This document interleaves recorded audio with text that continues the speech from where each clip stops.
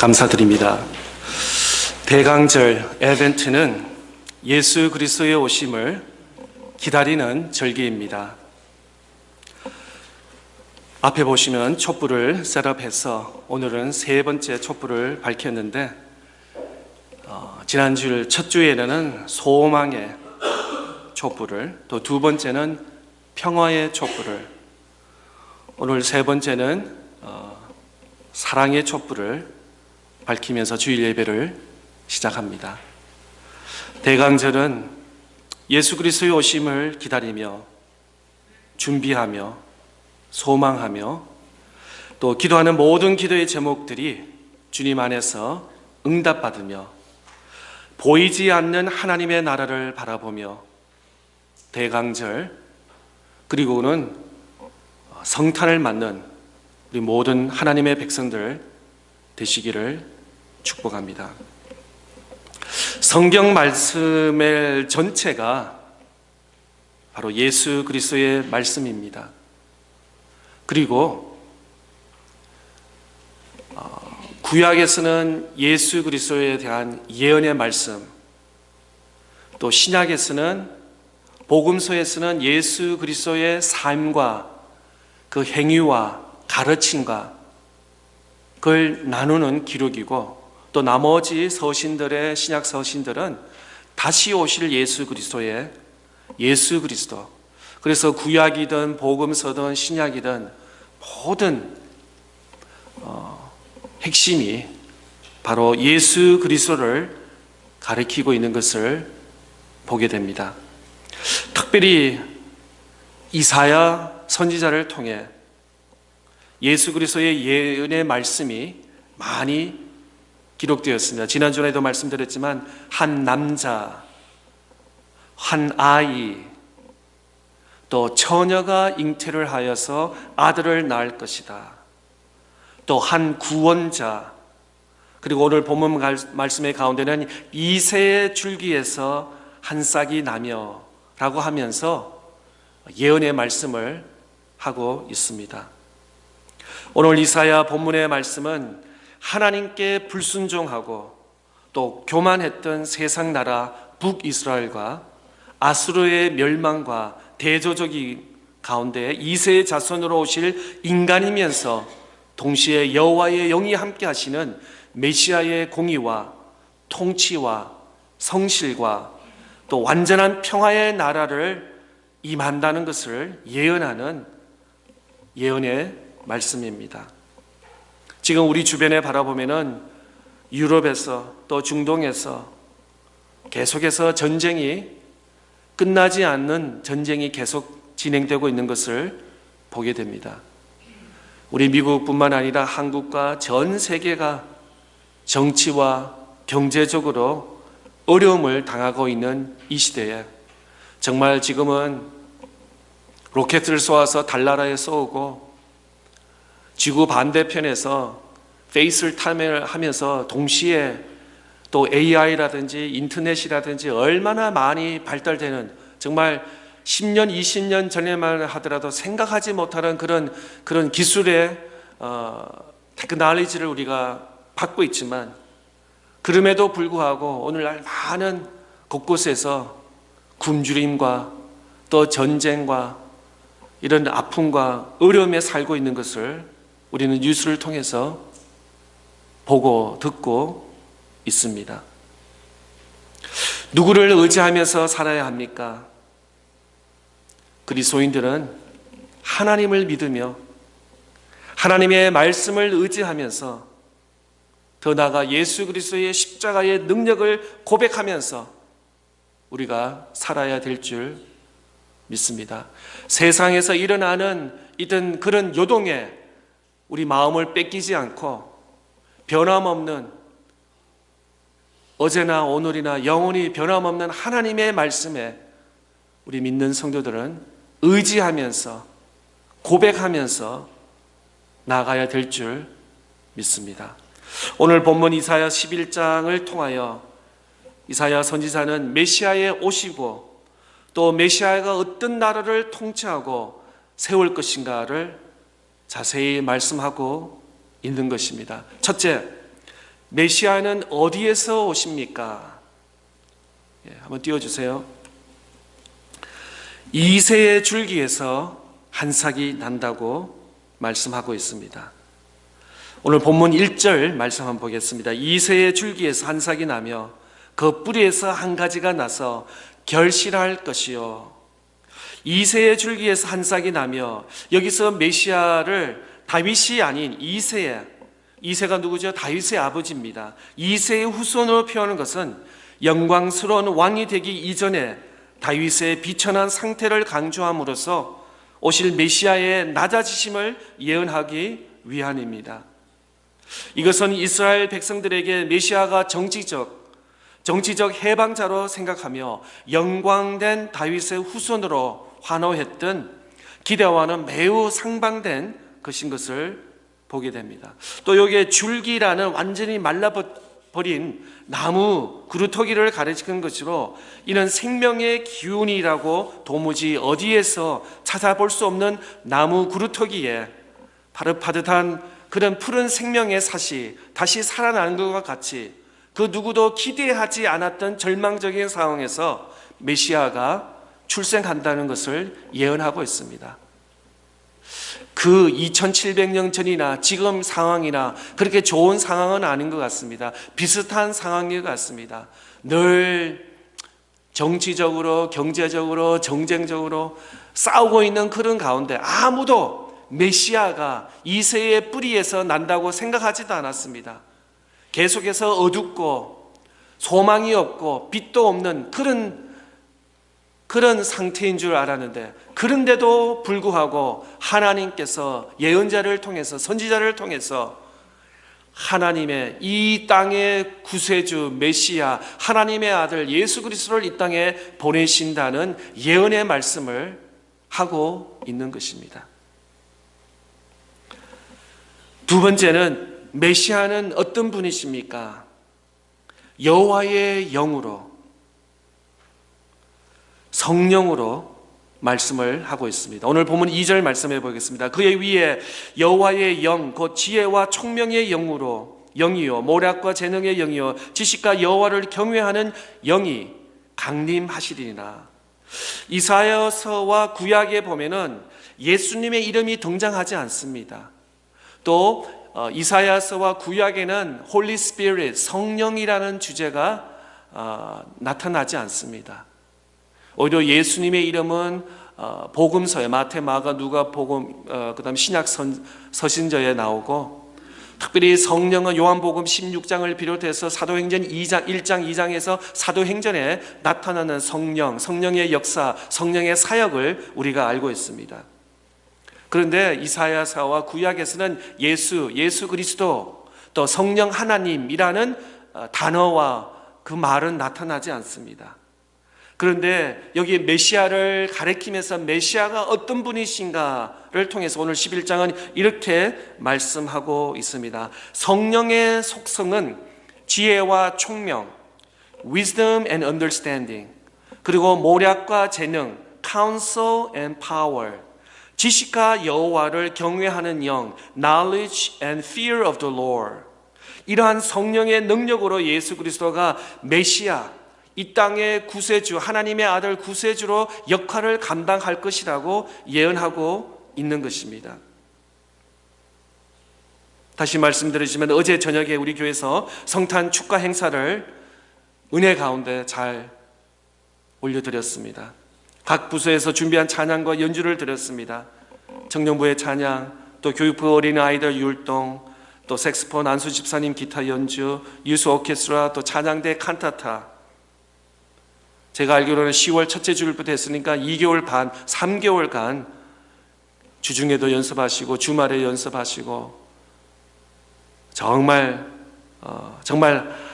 누구를 위해서, 뭐 때문에? 바로 하나님의 아들 예수 그리스도 메시아를 위해서, 구세주를 위해서 우리가 이렇게 정성을 모아서 예수 그리스도의 영광을 위해서 찬양한 줄 의심치 않습니다. 오늘 본문 3절 말씀 보겠습니다. 그가 여호와를 경외함으로 즐거움을 삼을 것이며 그의 눈에 보이는 대로 심판하지 아니하며 그의 귀에 들리는 대로 판단하지 아니하며, 그가 여호와를 경외함으로 즐거움을 삼을 것이며, 즐거움을 삼을 것이며, 이 원문의 의미는 숨을 쉰다는 것이죠. breathing 한다는 것입니다. 메시아신 예수 그리스도께서 여호와를 경외하는 것으로 그의 호흡, 곧 생명을 삼는 것이라고 말씀하고 있습니다. 예수님은 누구십니까? 바로 하나님의 아들이십니다. 예수님은 이 땅에 본인의 일을 하시러 오신 것이 아니라 바로 하나님 아버지의 뜻을, 또 하나님 아버지의 사역과 사명을 감당하기 위해서 이 땅에 오셨습니다. 예수님은 십자가에서도 나의 뜻이 아닌 아버지의 뜻을 이루도록 십자가에서 돌아가셨습니다. 그 말씀을 적용해서 교회는 어떤 곳입니까? 바로 여호와를 즐거워하는 곳입니다. 어제 저는 찬양하는 또 오케스트라 하는 학생들을 보면서 참 얼굴 표정을 봤습니다. 한 사람도 인상을 쓰면서 내가 이거 왜 해야 되지? 엄마가 시켜서 그런 아이는 하나도 없었습니다. 정말 누구라고 제가 말을 하면 그분이 부담스러우니까 정말 찬양 소리를 들으면서 그분의 얼굴을 보면서 정말 천사의 angel from the heaven, 천사의 그 말로 표현할 수 없는 그 미소를 보았습니다. 정말 얼마나 마음에서 우러나는 감사와 기쁨과 찬양이 넘쳤는지. 이 땅에서는 우리가 예배를 드립니다. 성경 읽기도 합니다. 성경 공부도 합니다. 기도도 합니다. 그런데 천국에 가게 되면은 성경 공부도 없습니다. 예배도 없습니다. 오직 하나님을 위한 찬양밖에 없습니다. 이 땅에서 연결되는 것은 찬양밖에 없어요. 찬양. 그 찬양 안에 우리의 모든 마음의 고백이 다 들어있는 것 같습니다. 기쁨과 감사와 회개와 찬양과 영광과 모든 것이 찬양이에요. 찬양을 통해서 더욱 하나님의 임재가 영광을 받으시고, 저만 아는 거 아니죠? 우리 교회 찬양 수준이 높은 건 아시죠? 예, 제가 세상스럽게 말씀드린 것 같은데 저만 아는 거 아니죠? 우리 다 찬양, 정말 하나님께서 우리의 찬양을 통해서 영광 받아주시고 존귀와 찬양의 영광을 하나님 받으실 줄 믿습니다. 그런 의미에서 교회는 여호와를 즐거워하는 곳입니다.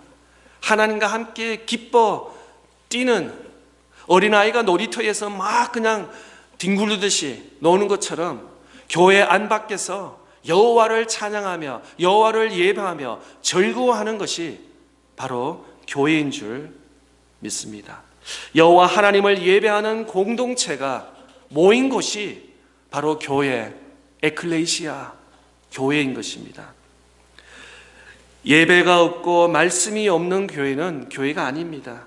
그냥 사람들의 모임뿐입니다. 더 나아가서 나의 뜻을 이루는 것이 아니라 교회가 아니고 하나님의 말씀, 하나님의 뜻을 이루는 것이 바로 교회의 공동체인 줄 믿습니다. 그런 의미에서 교회의 주인은 바로 예수 그리스도인 줄 믿습니다. 집사도 아니고 권사님도 아니고 장로도 아니고 목사도 아니고 어떤 부서장도 아니고 키가 큰 사람도 아니고 주먹이 센 사람이 주인이 아니라 교회의 머리 되시고 주인 되신 예수 그리스도, 예수 그리스도를 찬양하며 그의 이름을 높이는 것이 바로 교회인 줄 믿습니다. 그런 의미에서 요한복음 3장 30절에는 이렇게 말씀하고 있습니다. 그는 흥하여 하겠고 나는 쇠하여 하리라. He must increase, I must decrease. 그렇습니다. 우리가 예배를 드릴 때마다, 믿음 생활할 때마다, 기도할 때마다, 찬양할 때마다 내 안에 예수 그리스도가 더 커지고 더 인크리스 되고 나라는 개인의 사람은 decrease, small해지는 것이 이것이 정상적인 신앙의 모습인 것입니다. 교회 생활 하면 할수록 나, 내가 자꾸 커지는 것은 이것은 잘못된 것입니다. 내 안에 예수 그리스도가 더 왕성해지고 더 영광 받으시고 더 포션이 더 커지고 오히려 나라는 존재는 더 작아지는 것이 이것이 진정한 그리스도의 모습인 줄 믿습니다. 4절 말씀 보면은 공의로 가난한 자를 심판하며 정직으로 세상의 겸손할 자를 판단할 것이며 그의 입에 막대기로 세상을 치며 그의 입술의 기운으로 악인을 죽일 것이며 공의와 정직으로 판단하는 나라, 하나님의 나라, 바로 평화의 나라를 말씀하고 있습니다. 공의로 가난한 자를 심판하며 1차적으로 경제적으로 가난한 자와 관련된 것으로 생각할 수 있지만 더 넓은 의미에서는 재물이 많고 적음과 상관없이 그 어떤 것보다도 여호와 하나님을 더 사랑하며 그에게 진정한 예배를 드리기를 원하는 가난한 자를 의미하고 있습니다. 여기서 공의, 4절의 말씀에 공의로 가난한 자를 심판하며 부와 어떤 가난함의 물질의 그 양을 말씀하는 것이 아니라 하나님을 더 사랑하고 하나님을 더 예배하는 그 가난한 마음. 그래서 마태복음 5장에는 심령이 가난한 자는 복이 있다고 말씀하고 있는 것입니다. 우리의 마음이 가난해서 하나님을 더 알기를 원하고 하나님을 더 예배하고 예배를 더 찬양하기를 원하는 그 마음이 우리 마음에 있어야 될 줄 믿습니다. 5절 말씀에 공의로 그의 허리띠를 삼으며 성실로 그의 몸의 띠를 삼으리다. 메시아께서 그의 나라를 공의와 성실로서 다스리되 이에 조금의 허술함도 없이 신속하고 완벽하게 하실 것이라는 뜻입니다. 마지막으로 세 번째, 메시아가 통치하는 나라는 어떤 나라입니까? 오늘 11장 타이틀에 나온 것처럼 평화의 나라, 평화의 나라. 오늘 6절에서 9절 말씀 한번 다 같이 한번 스크린을 보면서 읽으면 좋겠습니다. 시작. 그때에 이리가 어린 양과 함께 살며 포범이 어린 염소와 함께 누우며 송아지와 어린 사자와 살찐 짐승이 함께 있어 어린아이에게 끌리며 암소와 곰이 함께 먹으며 그것들의 새끼가 함께 엎드리며 사자가 소처럼 풀을 먹을 것이며 젖먹은 아이가 독사의 구멍에서 장난하며 젖된 어린아이가 독사의 소를 넣을 것이라. 내 거룩한 산 모든 곳에서 해됨도 없고 상함도 없을 것이니 이는 물이 바다를 덮음같이 여호와를 아는 지식이 세상에 충만할 것임이니라. 아멘. 마지막 9절, 물이 바다를 덮음같이는 많이 아마 복음성가 CCM의 곡에도 있는 걸로 알고 있는데, 여러분 6절에서 9절 말씀, 때로는 성경을 읽으면 말이 안 되는 말씀이 많습니다. 이게 말이 되는 말씀입니까? 이리가 어린 양과 함께 살며 포범이 어린 염소와 함께 누우며 송아지와 어린 사자와 살찐 짐승이 함께 있어 어린아이에게 끌리며, 이 말이 됩니까? 암소와 곰이 함께 먹으며 그것들의 새끼가 함께 엎드리며 사자가 소처럼 풀을 먹을 것이며 젖먹는 아이가 독사의 구멍에서 장난하여 젖된 어린아이가 독사의 꿀에 소를 넣을 것이라. 말이 되지 않습니다. 작년 여름인가요? 우리 교육부에서 차타누가 주 갔는데도 좀 사나운 그런 그 게이트 펜스 이렇게 하잖아요. 그런데도 제 마음에는 의심이 있어서 제가 이게 넘어오고 뚫고 나오면 어떡하지? 이런 좀 두려운 마음이 있습니다. 그죠? 근데 오늘 본문 읽어보세요. 뭐 사자와 포범과 뭐 이런 것이 굉장히 있던 편안한 마음, 이 게이트가 있는 동물원이 아니라 내 방 리빙룸 같은 말을 하고 있잖아요. 바로 평화의 나라, 하나님의 나라를 말씀하고 있습니다. 무서운 게 없고 모든 것이 싸움이 없고 서로 나누고 함께 통역하고 하는 그런 이미지를 오늘 6절에서 9절에서 말씀하고 있습니다. 우리 인간 세계에서는 말이 되지 않습니다. 말이 되지 않습니다. 그런데 말이 됩니다. 메시아가 오시면은, 바로 하나님의 아들 예수 그리스도가 이 땅에 오면은 불가능한 것이 가능해진다는 말씀을 하고 있는 것입니다. 예수 그리스도를 의해 평화로운 세상으로 회복됐을 것이라는 것을 예언하고 있습니다.